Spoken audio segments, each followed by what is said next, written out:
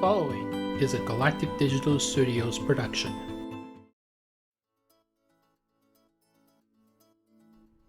It's the podcast where birds suddenly appear anytime that you hear, at least between the months of March and August. It's Life Talk, part of the Closing Tag Network. I am Raul Smith, Head of Development and Design over at Galactic Digital Studios. If you're wanting video editing, logo design, graphic design, web development, or SEO services for your small business, check us out at galacticdigitalstudios.com. Galactic Digital Studios, out of this world service at down to earth prices. As I mentioned, this is Life Talk.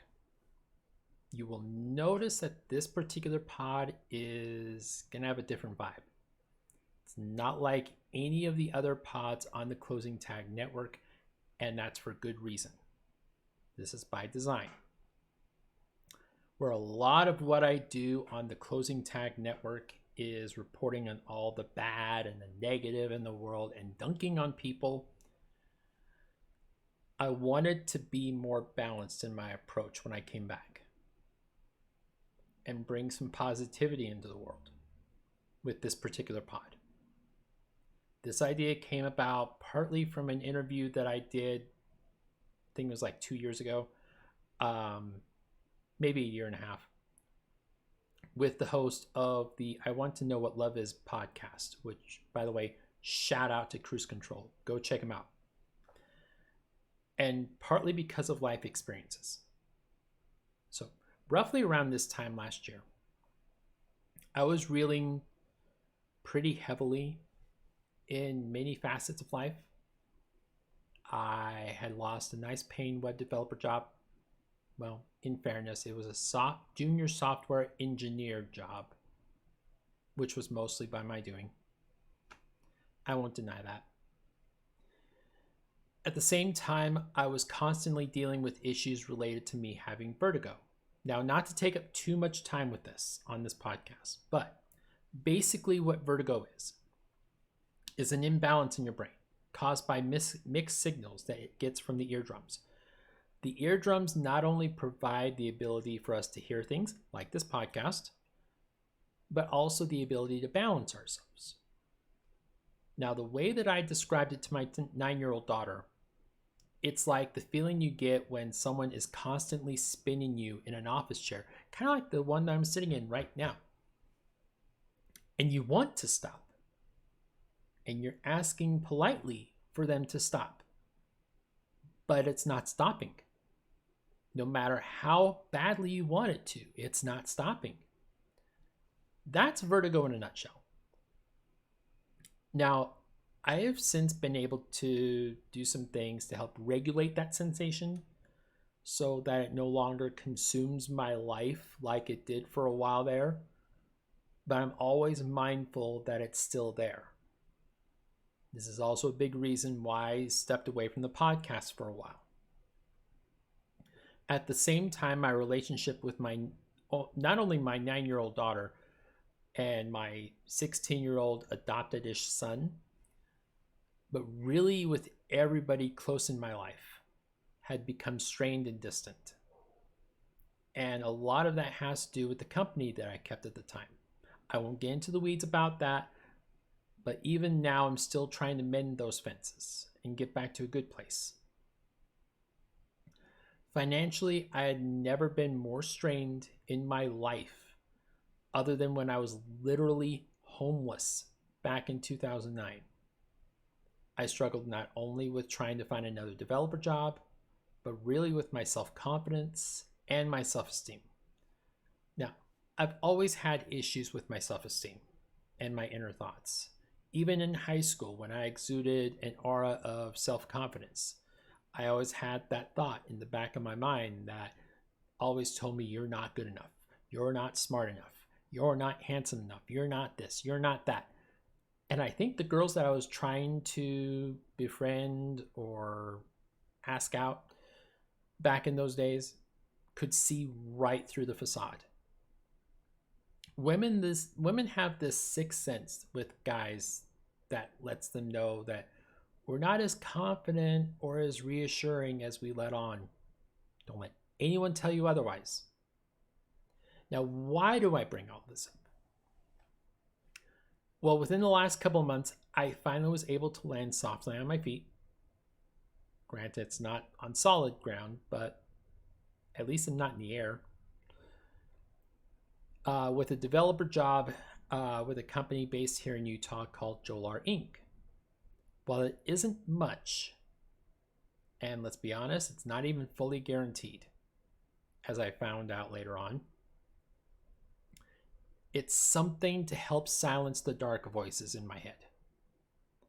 Then came another job offer, and a client offer, and another client offer, and another client offer, and suddenly my self-confidence was back. That's when I decided that it was time to bring the closing tag back. But with the caveat that I couldn't just do a weekly hour-long podcast that felt all over the board. I would talk about one thing one minute and go off on a tangent about something entirely different the next. Listeners were confused and weren't exactly feeling the format, and I don't blame them. That's when I decided to stop preaching change is inevitable. We need to embrace change. Start practicing it myself. Now, a lot of it is still very much a work in progress. A lot of it is still a feeling out process. And there are likely going to be more changes coming down the road. But for now, the Closing Tag Network is what it is. In the midst of all the changes that I had made to the format of the show, I decided it was time to start a podcast that I can come on here, free of negativity, free of hostility, and just chat. One on, hopefully more than one. Just to chat about life and about tips to help you get through some things that you're probably going through in your life. The hope is that this podcast will help somebody that is feeling down on their luck, not exactly feeling their fullest self, and help them improve their life. Even if all I'm doing with this podcast is helping someone take a better approach to life or the craziness that we experience in the world, I will feel like this podcast is serving its purpose. There are a few ground rules, however, to Life Talk. As much as I want to preach positivity and make great changes in your life, there will be no denigrating or tearing down of others. My belief is that only by lifting yourself up, not tearing others down, will you truly be your best self. You will not hear me talk badly about somebody or something in this particular pod. That's for the other pods. You will not hear me use certain four-letter words. That seem to be a regular occurrence now on the other pods. You will not hear me use hateful, derogatory, or demeaning speech on this pod. I don't want to use the term safe space, but this is a safe space. You want the hateful, derogatory, demeaning speech, you go somewhere else. This is not the pod for you. Lastly, if you find anything that I talk about, either on this particular pod or on the blog over at life.theclosingtag.com, all I ask, is that you share with friends or family, drop a donation on the site, or both.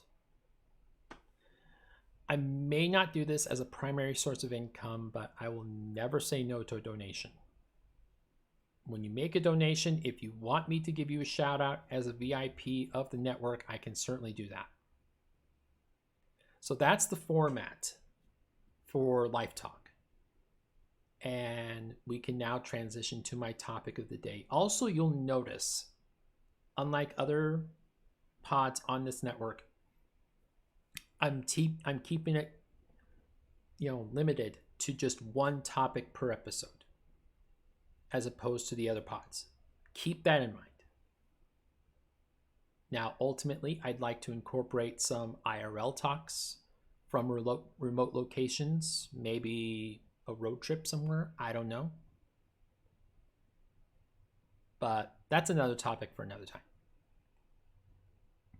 So for the debut episode for Life Talk, I wanted to impart an interesting idea with you. It's something that I've only recently started doing with my own life. Now, far be it for me to proclaim to be Tony Robbins or Gary Vaynerchuk or anybody that is on that level of guru-ness. But I think if you follow this methodology, you will see a vast improvement in how you approach your goals in life. And maybe even start to accomplish some of those goals. That would be nice.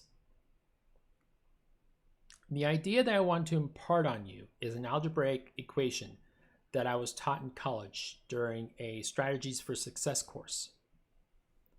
Those that attended Eagle Gate College with me back in the day already know what I'm about to say. I times V equals R. Let me repeat that. I, the letter I, times the letter V equals the letter R. Now break it down. I stands for imaging or imagining. V stands for visualization. R stands for realization or reality. So imagining times visualization equals realization. I times V equals R. It's a strategy that many successful people use in their lives. Kobe Bryant, for example, rest his soul, used it daily during his playing career. The guys I mentioned before, Gary Vaynerchuk, Tony Robbins, they use it daily in their lives. Now, what does it mean? Imagining times visualization equals realization. I times V equals R. I'm going to tell you. The I, imagining or imaging, is the basic concept of identifying what it is you want out of life or what it is you want to accomplish. It could be anything. It could be a promotion with your job. It could be getting a new job. It could be saving up money to send your kids to summer camp. It could be a vacation. It could be a personal goal, like eating healthier or losing weight. It could be starting a podcast. It could be starting a business. It could be visiting your folks more, being more involved in their lives. Really, it could be a number of things. But then you break it down into subtasks or micro goals. Okay, you want to get promoted at your job. Identify what it is that you do, what it is that those in higher positions than yours do, and make the goal that you are going to go above and beyond to show the decision makers that you really want to do what it takes to get that promotion. If it's saving up for vacation or summer camp for the kids, identify how much money it will take to save up for this and how much time between now and the proposed vacation or the summer camp, and make a goal to save X amount per paycheck. Set it aside. Don't look at it. Don't even think about it. And then let it accumulate over time. If it's starting a business or a podcast, identify what it is that you want to talk about or what it is that you're passionate about. Do your research on that topic or industry and identify competitors in that field, what it is that they do to be successful. So now that I've broken it down and we've got I squared away, micro goals, subtasks, what do you want to call it? We're going to move to the next letter in the equation, V, visualization. You have your goals written down somewhere, whether it be a pen, paper, or Microsoft Word doc, something. Now, and only do this, I'm stressing very, very much, only do this if you're not doing something critically important at the moment that requires your eyes to be open, like driving. Close your eyes and visualize what accomplishing that goal looks like. What does that promotion look like? What does the sound of your boss's voice sound like as he tells you that you're being promoted, as he's calling you into his office and giving you the good news? How does it make you feel? How does it feel and look like as you sign the paperwork to open that business? What does that new podcast you want to start sound like? Can you imagine or visualize your own voice on YouTube? What is your kids' reaction as you let them know that they're heading to summer camp? How excited are they? What is the sound that they're going to make? How much are they jumping for joy? If you can visualize your goal, how it looks, how it sounds, how it feels, that burns the image into your mind and makes it all that much more real to you. A tool that I've often found helpful is something my old boss actually introduced to me. It's called a vision board. Now, for a lot of people, they don't have somewhere they can hang up a board to look at daily. But what you can do is download some images from Google, put them on your desktop or in a collage. By looking at what those images represent every day, you're subconsciously reminding yourself that you have a goal to work towards, and you are then more motivated to achieving this goal. We're going to move to the last part of the equation, R, realization. By writing down what your goals are, what steps will need to be taken to achieve these goals, and visualizing what those goals look and feel like, you are one step closer to realizing those goals. One thing that first-time home buyers will often do is they'll go attend a lot of open houses in the area, not necessarily with the full intent of actually purchasing the home right then and there. But what they'll do is they'll do this to just get a feel of what that home could look and feel like. They'll visualize, where's the TV going to go? They'll map out in their mind what the master bedroom is going to look like. How's it going to feel like as you're coming home from work? What would go in the garage? So on and so forth. I mentioned Kobe Bryant. He would watch hours of tape on an upcoming opponent and visualize in his head what that opponent's best defender could possibly do to thwart his attempts. He would then go to the gym and play out in real time what his response would be to those specific defensive strategies.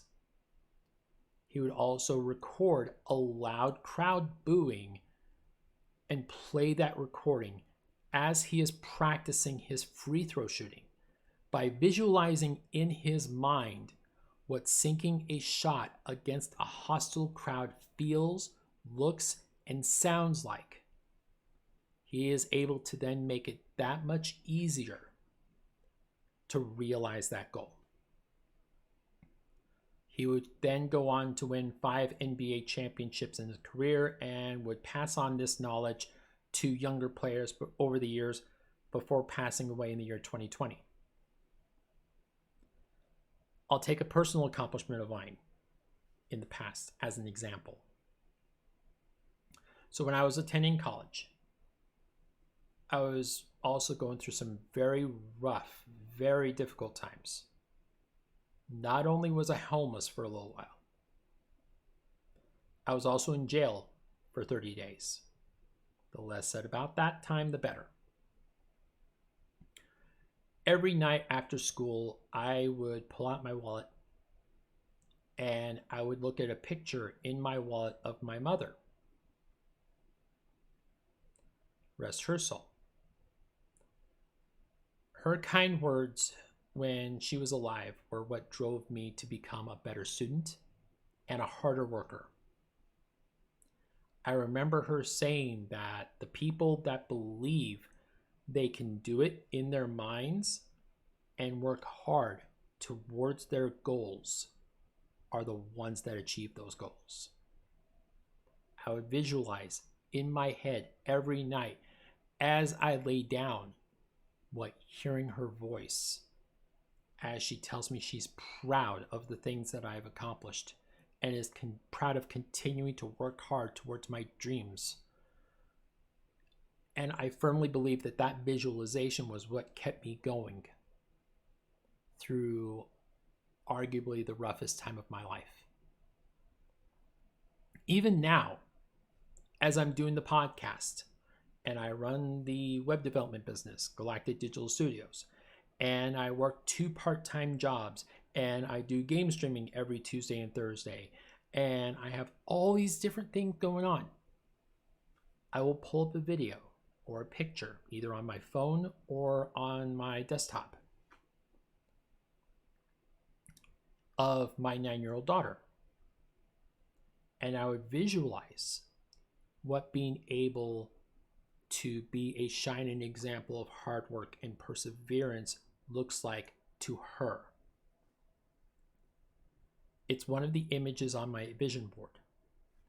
That, being able to spend more time with my son, having the financial freedom to do what I want and to work from wherever I want. I still dream of working in Seaside, Oregon. I know the exact spot where I would go because I've been there before. And a modest home in the woods somewhere. I am not big on material needs. I'll just say that right now. Though having a very powerful laptop and a super powerful gaming desktop are still very much big on my vision board. But I just don't want the fancy house with 18 bedrooms on some palatial estate on a mountainside. I mean, why? I don't want the fancy luxury or Maserati cars. Again, why? What's the point? Speeding ticket? Anyway, if I wind up with a nice home, let's say 2 to 4 bedrooms in the woods somewhere with a car that I have now, or even a gas-friendly SUV, or even an electric SUV. That to me is good. I will know at that point that I have made my goals and my dreams come true. And every time that I feel like I'm losing my way, especially lately, I will close my eyes. I will try to visualize in my head what it would look like to have that nice house in the woods. What having a cookout with my family at that house would smell like. The sound of laughter and conversation would sound like. Yes, even my younger brother, who I can't agree with anything political on at this point. What all of that would feel like. Maybe even the taste of the hamburgers. Who knows? I would open my eyes, take a deep breath, and proclaim to the world, all right, let's go. My hope for you is that you take something away from this episode and that you are able to apply it to your life and your future success, because I want that for you. I'm not greedy. I don't want all the things for me. I am the type of person that wants to see others succeed as well. If someone else is in the same position that I've been in, I want to see them elevated. I want to see them succeed. And I want to be a part of that. That's probably the biggest reason why I love working with small businesses so much. But let me know how this podcast and how this episode is affecting you personally. You can email me at raul@theclosingtag.com. You can drop a dono on life.theclosingtag.com, or you can leave a comment either on the blog site, on YouTube, on Facebook, wherever it is that you're listening to this. I want to hear from you. How are you going to apply I times B equals R in your life? I want to thank you for listening, for downloading, for watching, for donating, whatever it is that you're doing to help support the podcast. Please keep doing it. I appreciate everything all of you are doing. I hope that you are all doing fantastic and that you all accomplish something great before this year wraps up. And as I close things out, I want to once again say, as I always say at the end of every podcast episode, remember to include your closing tags.